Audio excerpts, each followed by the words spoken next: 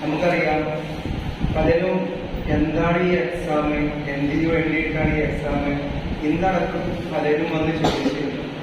അപ്പൊ നമുക്കെല്ലാം അറിയാവുന്ന പോലെ JCI എന്ന് പറയുന്ന സംഘടന, അതേ ജൂനിയർ ചേംബർ ഇന്റർനാഷണൽ എന്ന പേരിൽ ലോകത്തെ 18 വയസ്സ് മുതൽ 40 വയസ്സ് വരെയുള്ള യുവതലമുറയുടെ വലിയൊരു ഓർഗനൈസേഷനാണ് JCI എന്ന് പറയുന്നത്. ആ സംഘടനയെ കുറിച്ച് നിങ്ങൾക്കുള്ള ഇൻഫർമേഷൻ എത്രത്തോളം ഉണ്ട് എന്ന് അവർ പരിശോധിക്കും. അതുകൊണ്ടാണ് ഞാൻ അങ്ങനെ പറഞ്ഞത്. അപ്പൊ തിരൂരിലെ JCIനെ സംബന്ധിച്ചിടത്തോളം ഒരു വർഷങ്ങളായി ഈ മേഖലയിൽ സജീവ സാന്നിധ്യമായി പ്രവർത്തിക്കുന്ന ഒരു സംഘടനയാണ്. കൂടുതൽ നീട്ടിപ്പരത്തി പറയുന്നില്ല, പകരം 2 വാക്കേ നിങ്ങളോട് പറയുന്നത്. കുട്ടികളുടെ ഡെവലപ്മെന്റിന് വേണ്ടി സ്പീച്ച് അഥവാ പബ്ലിക് സ്പീക്കിംഗ് ക്യാമ്പ് അടക്കമുള്ള ഒരുപാട് ക്യാമ്പുകൾ ചെയ്യുന്ന ഒരു സംഘടനയാണ് JCI.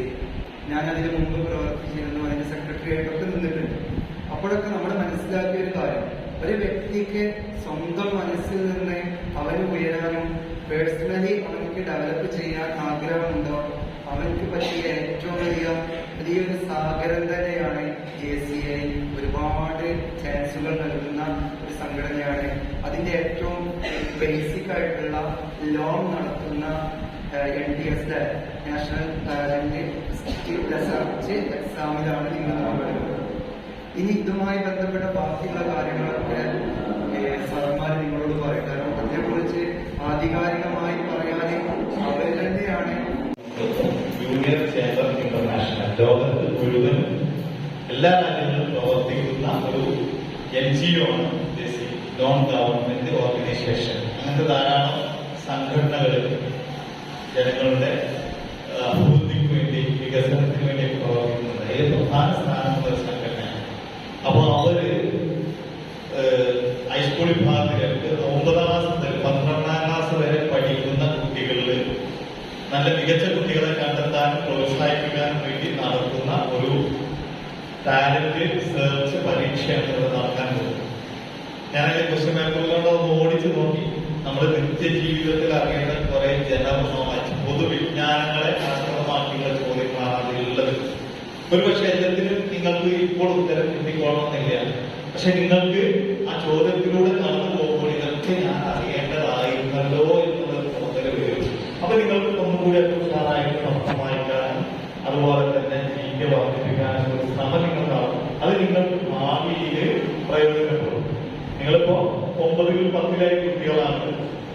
നിങ്ങൾ 10ാം ക്ലാസ് കഴിഞ്ഞാൽ പിന്നെ ഹയർ സെക്കൻഡറിയിലേക്ക് പോകും. അത് കഴിഞ്ഞാൽ വിവിധ കോഴ്സിലേക്ക്. ഈ കോഴ്സുകളിലൊക്കെ പല പ്രധാന കോഴ്സുകളിലേക്കൊക്കെ എൻട്രൻസ് പരീക്ഷയിൽ നിങ്ങൾ പഠിക്കുന്ന സബ്ജക്റ്റിലേക്ക് മാത്രമല്ല കുറച്ച് പൊതുവിജ്ഞാനം ഉണ്ടാവും. ആ പരീക്ഷകളൊക്കെ എഴുതുന്നത് ഒരു പ്രത്യേക ഷീറ്റിലാണ്, OMR ഷീറ്റ് എന്ന് പറയും. ആ ഷീറ്റ് ഉപയോഗിച്ചാണ് നിങ്ങൾ ഇന്ന് ഈ പരീക്ഷ എഴുതുന്നത്. അതിലെങ്ങനെയാണ് ഉത്തരങ്ങൾ എഴുതേണ്ടത് എന്നുള്ളത് സാറന്മാർ പറഞ്ഞു തരും. എൻട്രൻസ് മാത്രമല്ല, പിന്നീട് നിങ്ങൾ സർക്കാർ ജോലിക്കൊക്കെ വേണ്ടി ശ്രമിക്കുമ്പോൾ PSC എന്ന് പറയുന്ന പരീക്ഷ നിങ്ങൾ കേട്ടിട്ടുണ്ടാവും അല്ലെ?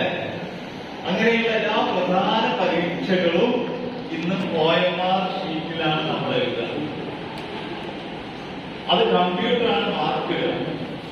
കമ്പ്യൂട്ടർ അതിലുള്ള നിങ്ങൾ മാർക്ക് ചെയ്തത് ആ OMR ഷീറ്റിന്റെ പ്രത്യേകത ഡീറ്റെയിൽസ് ആയിട്ടൊന്നും എഴുതാണ്ടാവില്ല.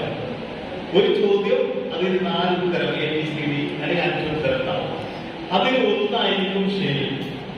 ഈ ശരിയായ ഉത്തരം ഏത് ലെറ്ററാണോ അല്ലെങ്കിൽ ഏത് അക്കമാണോ സൂചിപ്പിക്കുന്നത് ആ അക്കത്തിന്റെ ആ ബബിള് കറുപ്പിക്കാൻ വേണ്ട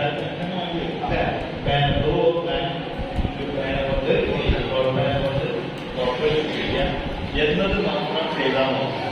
ഉദാഹരണത്തിന് ചോദ്യം, ഇപ്പൊ കേരളത്തിന്റെ തലസ്ഥാനം ഏത് എന്നൊരു 4 ഉത്തരം വരികയാണ്. കാലിക്കറ്റ്, കോഴിക്കോട്, എറണാകുളം, കോട്ടയം, തിരുവനന്തപുരം. ഇങ്ങനെ 4 ഉത്തരം തന്നെ.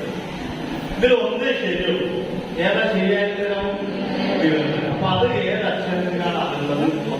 ഇങ്ങനെയുള്ള ചോദ്യങ്ങളാണ് ചെയ്യുന്നത്. അപ്പോ ഞാൻ സൂചിപ്പിച്ചു, നിങ്ങൾക്ക് അറിയുന്ന ചോദ്യങ്ങളുണ്ടോ അറിയാൻ ഇതിന്റെ നിശ്ചിത സമയത്ത് അതൊക്കെ അവർ സൂചിപ്പിക്കും. പ്രത്യേകിച്ച് എൻട്രൻസ് പരീക്ഷയാണെങ്കിലും PSC പരീക്ഷയൊക്കെ കർശന നിയമമാണ്. ഇതിൽ അത്രയും കർശനമാണെങ്കിൽ നിങ്ങൾക്ക് പരിചയപ്പെടുത്തുന്നത് കൂടിയാണ്. ആ പരീക്ഷയിൽ ഇപ്പൊ PSC പരീക്ഷ 1.5 മണിക്കാണ് നിങ്ങൾ പരീക്ഷ ഹാളിൽ കയറേണ്ടതെങ്കിൽ 1.5 മണിക്ക് ബെല്ലടിച്ച ഗേറ്റ് അടക്കും. 1:31 ഒരാൾ പരീക്ഷ പുറത്തെത്തിയ ഗേറ്റില്ല. അത്രയും കർശനമാണ് പരീക്ഷ, PSC പരീക്ഷ. അതുപോലെ തന്നെ എൻട്രൻസ് പരീക്ഷയിലൊക്കെയുള്ള പ്രശ്നം, ചോദ്യങ്ങൾ ഇങ്ങനെ വായിച്ചു പോകുമ്പോൾ കുട്ടികൾ ഒന്ന് ആലോചിക്കാനോ എന്തെങ്കിലും മാത്സിലെ കണക്ക് ക്രിയകൾ ഉണ്ടെങ്കിൽ അത് ചെയ്യാനോ ഒക്കെ കുറച്ചധികം സമയം എടുത്ത് കഴിഞ്ഞാൽ മുഴുവൻ ചോദ്യം അറ്റൻഡ് ചെയ്യാൻ കഴിയില്ല.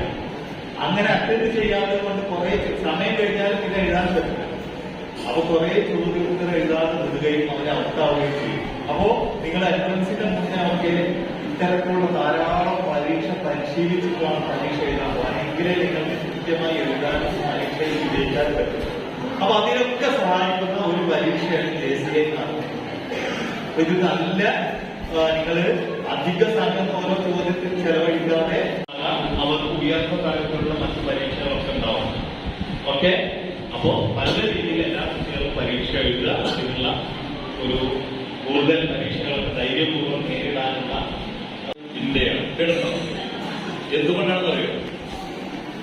ഏറ്റവും കൂടുതൽ യുവജനങ്ങളുള്ള രാജ്യങ്ങളിൽ ഒന്നാണ് ഇന്ത്യ. അറിയത് ചൈനയിലൊക്കെ ഭൂരിഭാഗം ആളുകളും ഒരു പ്രായം കഴിഞ്ഞവരാണ്.